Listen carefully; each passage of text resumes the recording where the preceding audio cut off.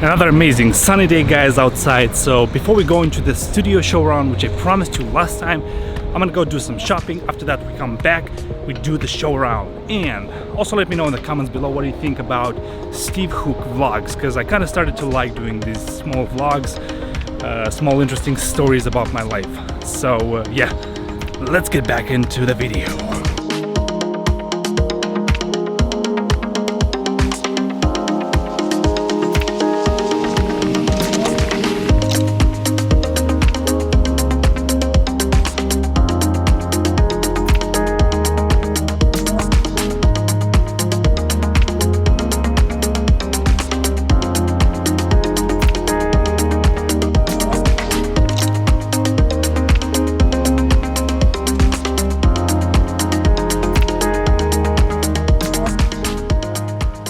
Today I'm showing you around my studio, aka my apartment. So without too much talking, without further ado, let me show you around my studio or my apartment. Anyways, let's get into this video. So first of all, as you can see here, we have two green screens. We have one green screen over there and another green screen over there. Let me explain why exactly I need two green screens and how did I come to this setup, because I didn't have this setup before. Before I had something a lot simpler. So first things first, this green screen, what do I use it for? So this green screen is used for primarily taking pictures or taking photos.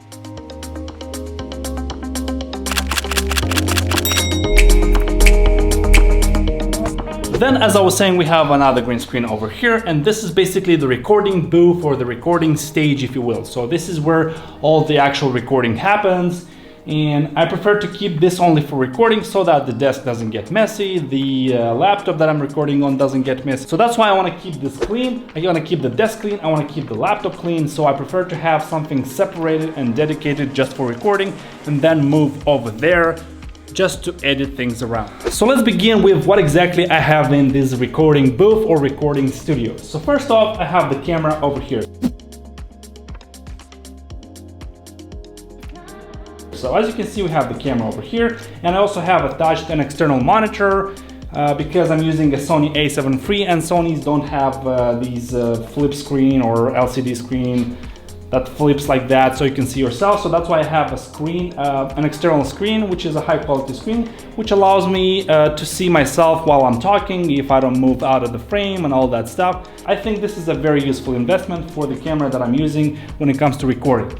So let me go real quick into the lights. So I have the main light over here. Basically, this is the light that hits up my face. This is the main light or the key light. Then we have another two lights. We have this light over here and we have this light over here, which basically light up that green screen to make sure we have a perfectly, or not perfectly, but a well-lit green screen, so we can take that green screen out in the post after the fact, after we film, after we record this video. And then I have another light over here. Basically, this is the hair light or the fill light, which is basically there to help cover the back of my head, the top of my head, so that it repels a little bit the shadow which is created by this main light or by this key light over here. So that is pretty much it on lighting, guys. Next we have the laptop. Well, you have to have some sort of laptop, some sort of recording machine on which you write code, examples, and all that stuff. And it happens to be this MacBook 2018, but it doesn't have to be this kind of machine. It can be anything really.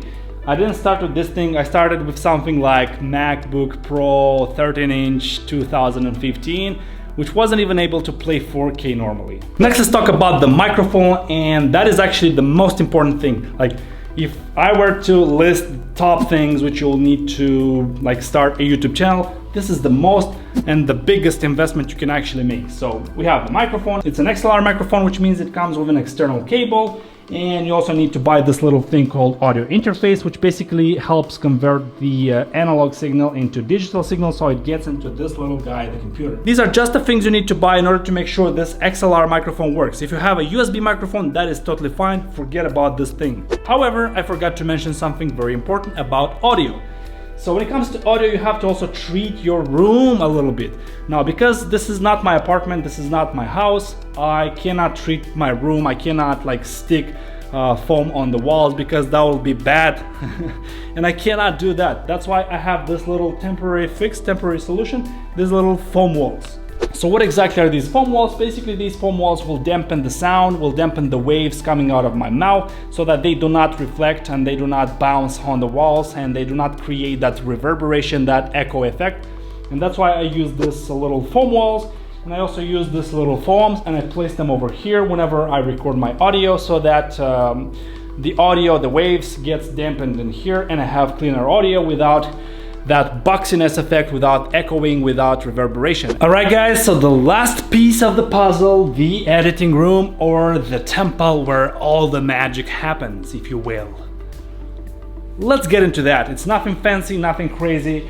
So as you can see, besides these monitors, mouse, keyboard, whatever, I also have this little bad boy. I prefer something as big as this when it comes to editing at home, rather than having something ultra thin and suffocating and trying to cool the system off and not even succeeding, you know? Especially when you're doing 4K, especially when you're doing long projects like tutorials which have like 20 minutes. Man, that is such a pain in the butt. That's why I love this bad boy. It never failed on me. It has very good cooling. It has an i9 processor, a little better than that one. It has a pretty decent graphics card, lots of storage, I can upgrade anytime, lots of RAM. It never runs out of RAM for me. So man, I love this bad boy. Now speaking of this little bad boy, do I look like the guy who's using Windows or Linux to edit all the stuff? No, I'm an Apple fanboy. As I said, I love the software, I don't like their hardware. That's why I built my hardware, and I have a little Hackintosh here. I know it's kind of illegal and all that stuff, but it does the job, it works, and I don't care. I just want things to be productive. For now, this is what I have, this is what I stick with, and it does the job, I love it, and I'm gonna keep it around for a while. Again guys, if you want to begin doing YouTube or just creating videos, don't look at this setup and just freak out, because it wasn't like that in the beginning.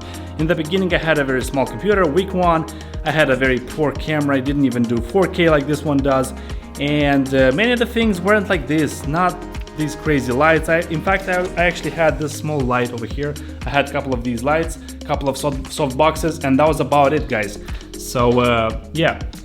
It wasn't crazy like this. I mean, this is not even crazy compared to other YouTubers. I'm still planning to make this better, to upgrade to the next level, to level up my game, you know? Alright guys, so I'm gonna wrap this video over here because I don't want it to be too long.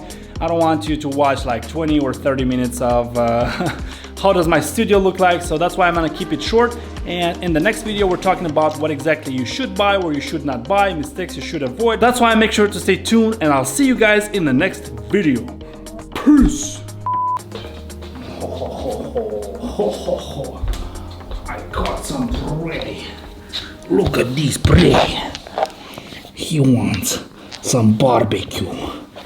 He who has the beard wants some barbecue.